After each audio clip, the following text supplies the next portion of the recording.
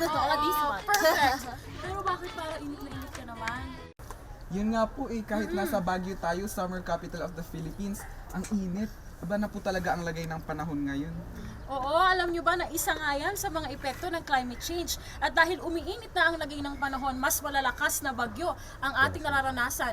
Natatandaan nyo ba yung nangyari noong super bagyong Yolanda na umabot ng signal number 5? Oo nga, big, grabe, diba? Parang na.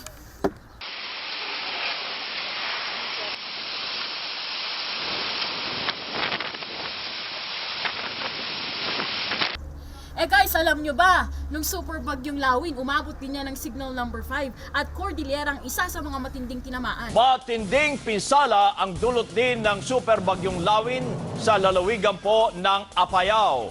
Na-isolate ang dalawang barangay dahil sa pag-apaw ng ilog. Exclusive, nagpapatrol, Ivan Abilie.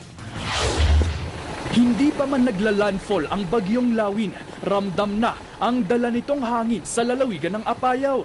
Maagang lumikas ang mga residente sa sports center sa Luna.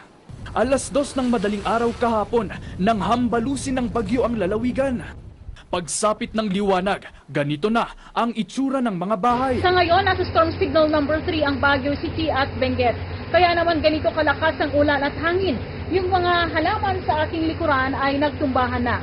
Wala na rin kuryente sa malaking bahagi ng Baguio City. Wala namang naiulat na anumang insidente. Uy, parang kakilala ko yung isa sa mga nag-report doon ah. Pero anyway, alam nyo ba na dati wala naman talagang signal number 5 na bagyo, hanggang signal number 4 lang. Ang manifestation ng climate change, napapansin natin na yung bagyo, sumusobra ang lakas ng bagyo natin, at saka yung sobrang init pagka summertime, sumusobra ng init, lalo na kapag El Nino.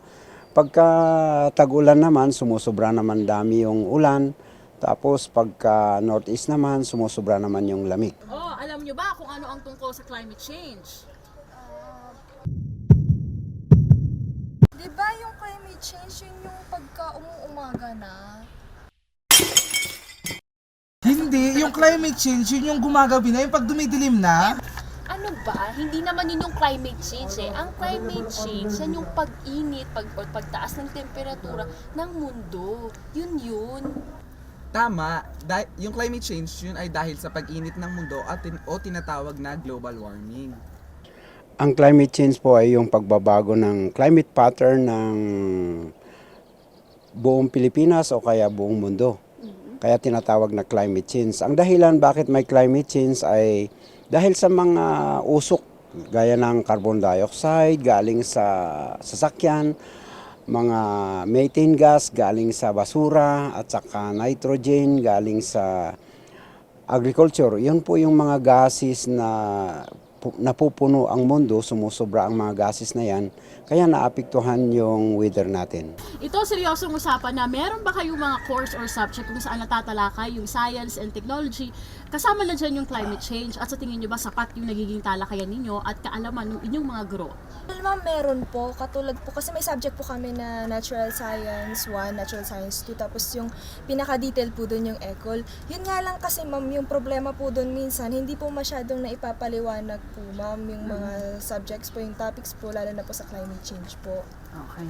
Sa amin kasi, girl, meron sa subject naming ecology na meron talaga kaming film viewing na into detail ng global warming, yung effects niya, ng mga climate change, ganon. And into detail din yung discussion. Siguro magkaiba lang tayo ng teacher. Kaya siguro sa inyo hindi masyadong na-discuss. Sa amin, mas na-discuss siya into detail. Pero yun, meron din naman.